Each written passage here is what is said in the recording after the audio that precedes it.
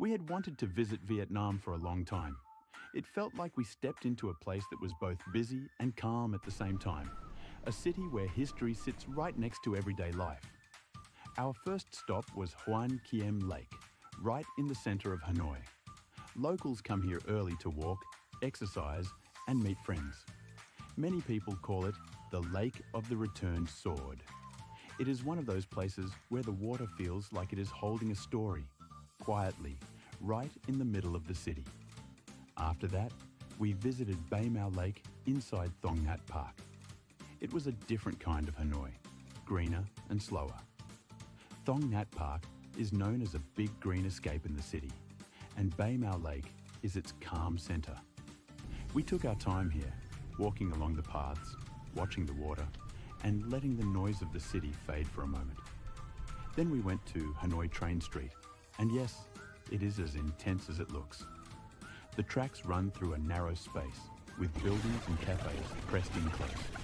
When the train comes, it passes very near, and the sound fills everything. You feel the vibration in your chest before you even see it. From Hanoi, we took a sleeper bus to Sapa. We imagined sleeping most of the way, but we learned something fast. Honking is part of road culture in Vietnam, and it can be constant. It was not the quiet ride we expected, but it became part of the story. The kind of detail you only understand once you have lived it. When we arrived in Sapa, the fog was thick. It felt like we were living in the middle of the clouds, with mountains hiding in the mist. Streetlights glowed through the haze, and even simple walks felt like exploring. The next day, the weather opened up a bit, and we visited Cat Cat Village. We came during the off-season, so the rice terraces were not full and green like the famous pictures. But even without the bright fields, Cat Cat was beautiful. The waterfall was powerful, the air was fresh, and the traditional clothing was one of the most striking things we saw.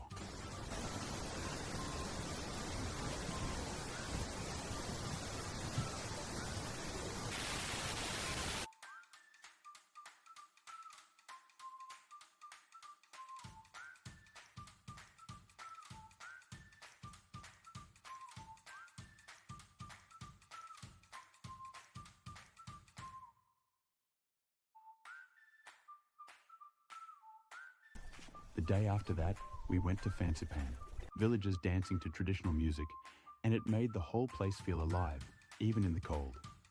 At about 3,147 meters, it is known as the highest peak in Vietnam and is often called the roof of Indochina. We took the cable car and the temperature dropped hard. It was around 1 degree Celsius, freezing, windy, and absolutely worth it.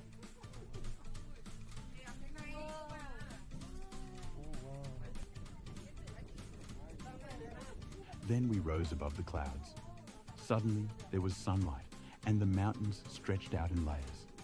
The view kept changing as we climbed higher and higher. We could see valleys, ridgelines, and moving cloud shadows, like the sky was painting the land. At the top, it was crowded. Everyone wanted the best photo spot, and it took patience to find a moment. But the most incredible part was watching the clouds move fast beneath us, pushed by the wind, disappearing and reappearing in seconds. It felt like standing on the edge of the weather itself. After Fansipan, we took another sleeper bus, heading toward Ha Long. We tried to rest, but the honking followed us again, so consider earplugs if you plan to do the same route. It is a small warning, but it can save your energy for the next day. Then we reached Ha Long Bay, one of Vietnam's most iconic landscapes. When you see it in person, you understand why. Limestone islands rise out of the water in every shape you can imagine, like a natural city made of stone. We took a cruise and visited a cave area. Then we kayaked through calm water surrounded by cliffs. The sounds got quieter, just water dripping, paddles moving, and distant voices echoing off rock walls.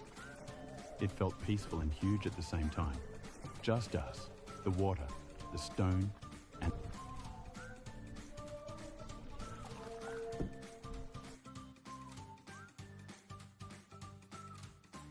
Vietnam gave us history in Hanoi, mist in Sapa, cold wind on Fansipan, and peaceful water in Halong Bay.